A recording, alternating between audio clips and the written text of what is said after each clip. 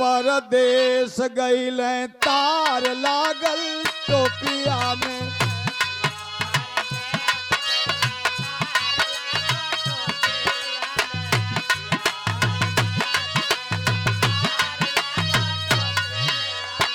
तार लागल टोपिया कई हजार लागल टोपिया में।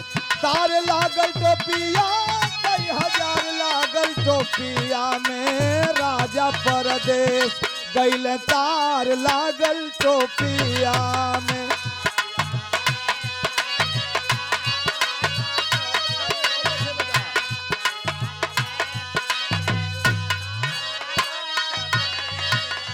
कलेजा थाम के गाना के लाइन के पंधारी मम्बा चाहे भैया चाहे हमारे राम लखन सब लोग सुना। आज तक कोई ना गौलस, आज हमन के बीच नहीं हो या केहू भी रहिया से आप सुन ले भी न होगा हमरे अलावा। आखिर माई का महिमा तो हो, जगत जननी भी है, हमार माई भी है, नौ माँ ढोवली। लेकिन एक सवाल उठेला दादाजी की नहीं कि का नहीं अबला कर सके। विद्वान समाज में खड़ा ही भी रही है, मत जाना भी रही है, ना है ना है। बाबू बिन आय हाय हारे आज अखरा था, आज बरसी होती या तो याद ताजा होता कि नहीं। बाबूजी सही बताया। बाबू बिन माई का सिंगार हो दुलरुआ।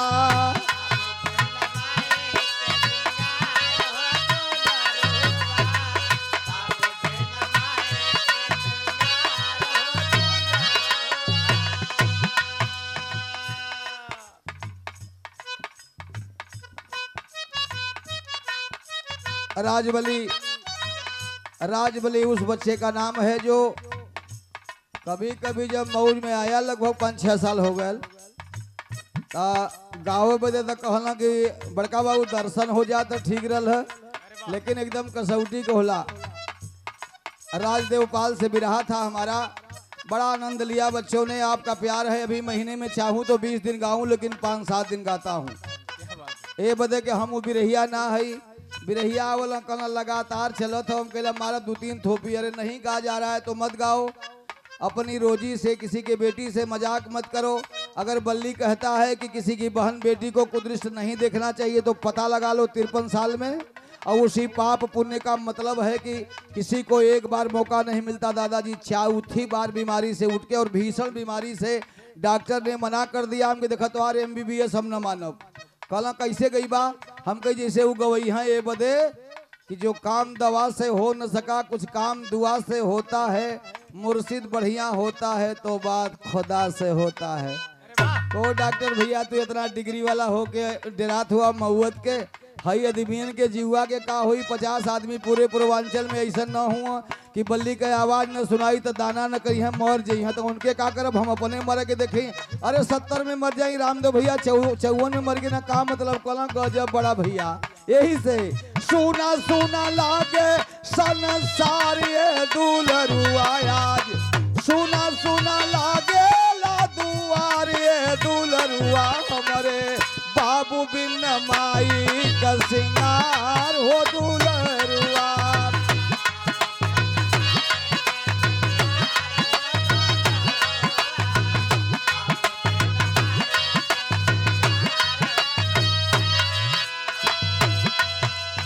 आप लोग कहला खाली माई का गुण गाई, अजन कह दुआ कि सोहागिन हई के करे बल हाउ सोहागिन। यह से नूरा बनावेला माई के सोहागिन, माई के सोहागिन।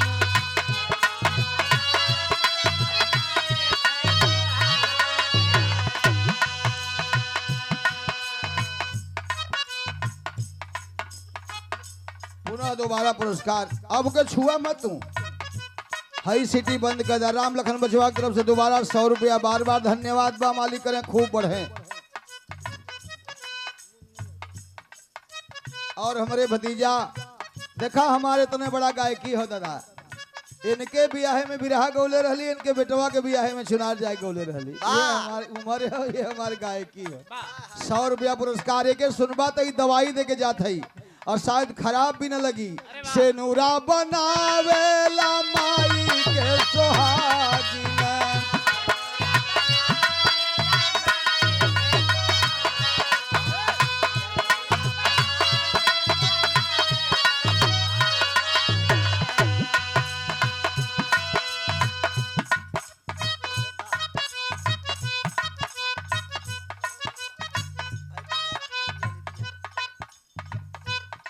हेलो सेनुरा बनावेला माई के सोहागिन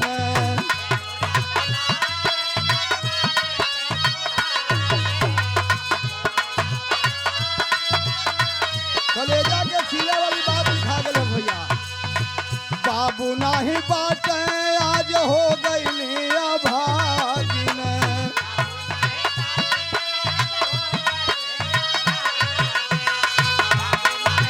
बहुत अच्छे नागिन बन से जरिया खोजई प्यार ये दुलरुआ खोजई प्यार ये दुलरुआ हमारे बाबू बिन माई का सिंगार हो दुलरुआ।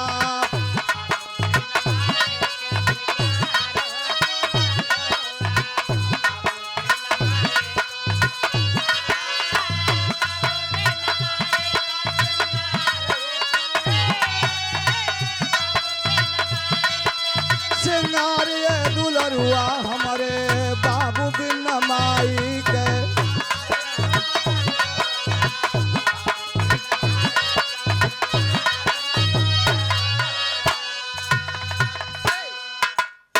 कह भैया मलकिन के हो कलम मलकिन तो माई हो सुनी है आप द्रवित हो जाइए सही में घरवा कमाई तब बनी है मलकिनिया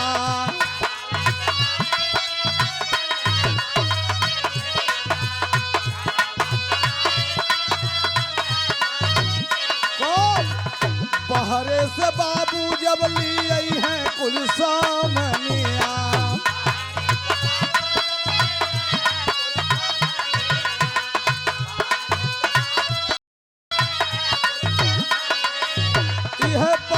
बचई है पानीदार दुलरुआ पानीदार हो दुलरुआ हमारे बाबू बिन माई का सिंगार हो दुलरुआ।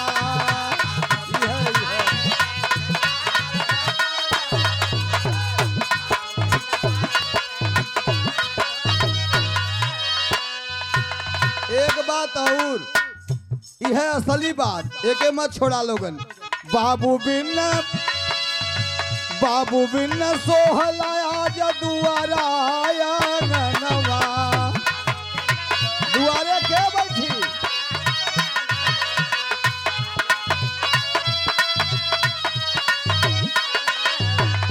अगर माँ का स्थान बड़ा है तो पिता का स्थान कम बड़ा नहीं है इसलिए कि गूंजी की लकारी कैसे हुई है लाल नवा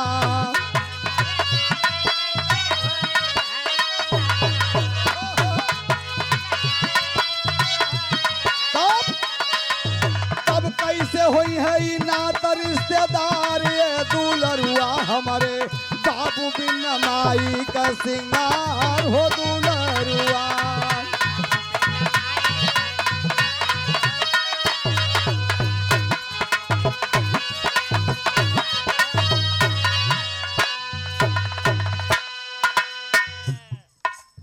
आज के परिवेश में बुरा मत मानिएगा अनुभव बोल रहा हूँ प्रैक्टिकली बोलता हूँ थ्योरी नहीं बोलता सर 90% बच्चे अपने माता पिता की सेवा करने को तैयार नहीं है कोट पैंट तो पहनते हैं 83,000 की गलती हो रोक दीजिएगा अपने पर जो बीतता है समाज में कम से कम 63-64 जिले और 4 प्रदेश में घूमकर मैंने देखा 90% बच्चे तैयार नहीं हैं। वो बहू अच्छी होगी जो गरीब घर से आई है वो अपने सास की धोती साफ कर सकती है लेकिन मेरा चैलेंज है जो बिटिया MBA किया है 10% को छोड़कर अपने सास को छूने तक को तैयार नहीं है धोती क्या साफ करेगी। अरे वाह चप्पल पहन के खाना बनाएगी आपको खाना हो तो खाइए और उसको आप कहते हैं कि हम तो बहुत एडवांस हैं पढ़े लिखे लोग हैं।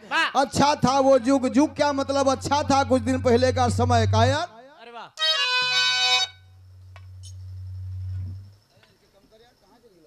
बाएं वाला 4 लड़का का मतारी हो गए दादाजी अभी घूंघट पल्लू के नीचे बा यहाँ ऐसा कपड़ा पहनात बा कि देखे में लाल लगत बा अगर कहबा तो MBA कर रही है लड़की बेवकूफ है तू आ गया तुठे बिरहा लेके बुढ़ा गया सऊर ना बा हमके जी सरकार एकदम सरकार ठीक कथ हुआ लेकिन बा हम कही सरकार वो जब समय रहल तो इंडिया सोने के चिड़ई रहल, आज माटी के चिड़ई कहे में लाज लगत है गुरु। ठीक बा, अपन सभ्यता अपन शिक्षा अपने आप पास रखा, लेकिन अगर डांटे के कोशिश करत हुआ तो हम वो पढ़वैया है जहाँ से डिग्री समाप्त होती है वहीं से अध्यात्म शुरू होता है, जहाँ से अपने पराये की पहचान समाप्त होती है वहीं से भक्ति शुरू होती है। जो तुलसी सूर कबीर ने पढ़ाई पढ़ा था, एक जने कल तो हूँ हो जीवा काम के बेवकूफ़ हुए का, जो मीटर तुम्हारे में लगा है रे पागल वही तो अड़गानंद स्वामी में लगा है, इसको साफ करके देख लो तुम भी वही हो जाओगे। बात सतयुग की है सत्यता से भरी, आसमां भी जहां कर रहा है आरती है, जहां जन्म लेने को देवता तक तरसे वहां देवता तुल्य हर भारती है। क्यों नहीं हो जाऊंगा जी? तुम पढ़े लिखे अपने को समझते हो, कबीर का मतलब जानते हो? कहा हमके बताओ बाबू। कहा कि वही नीमा नीरू जुलाहा पाले थे, हम कहे बहुत पीछे हो देखो इसलिए डांट रहे थे। और हमको डांट दिए हम तो सह लेंगे, लेकिन किसी को डांटना मत, अपने बुजुर्गों का सम्मान न करना तो उन्हें अपमानित करने की कोशिश भी मत करना। तो लगला भकर भकर गोड़ धर्म के कबीर को नहीं जानते, कहें के हो गुरु जी? बताया हमने, आप भी सुनेंगे, जो बिरहा में कतई कते कहीं नहीं मिलता। क से ये काया बनी, ब से ब्रह्म शरीर, र से जा में रम रहा है उसका नाम कबीर। कबीर नीमा नीरू जुलाहा के लड़के नहीं थे, पाए नहीं गए थे, वही तो आपके अंदर बोल रहे हैं। अब वही आज लड़का बीमार हो जाए, माई बाबू बढ़िया महल बनवा देना, लड़का कदम बाबू चला तू मशीनी पर सुता खोखला बहुत तू। हा बारे समाज और बारे एडवांस तवा कौन जर बुखार जदी माई के होई,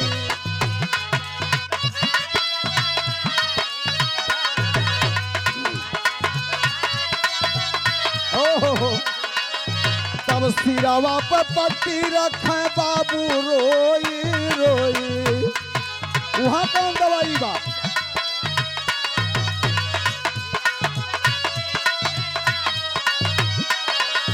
तब कोई नहीं लौके परिवार ये दुलरुआ, परिवार ये दुलरुआ, हमारे बाबू बिन माई का सिंगार हो दुलरुआ।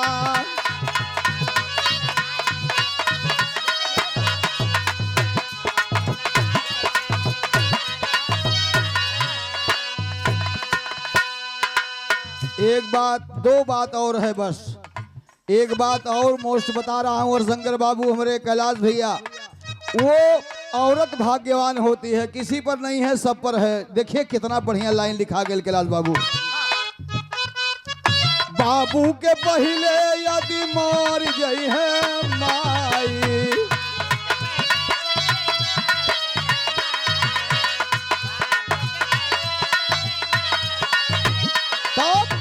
रह जाई है सोहागिन दोनों कुलवा बनी जाई। विधवा सब लगी फिर से सेलहुल पड़ी।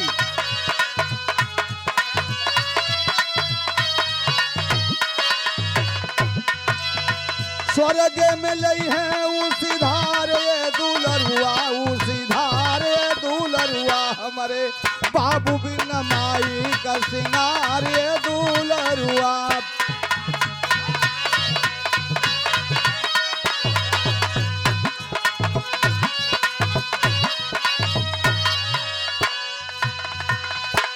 बच्चे कहते हैं का करवा भैया होकर जवानी में परिवार चल गल।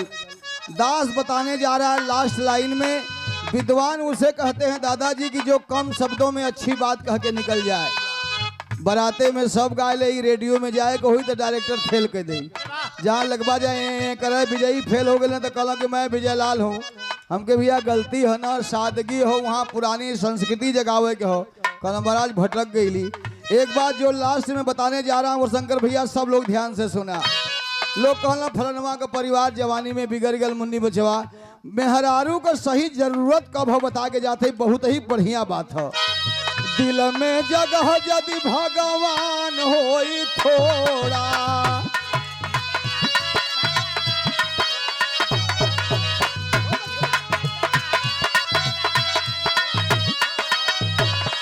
कबहू बिगड़ी हाजिन बुढ़ौती में जोड़ा।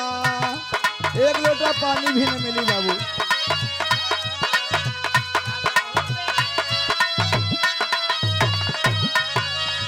तब बल्ली कभी नैया होई पार ये दुलरुआ हमारे बाबू बिन न माई के सिंगार ये दुलरुआ।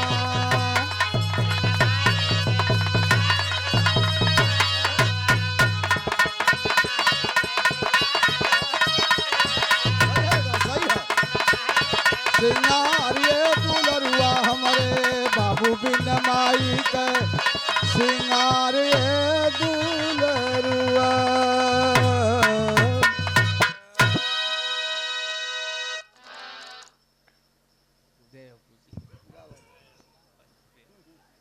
गुरुजी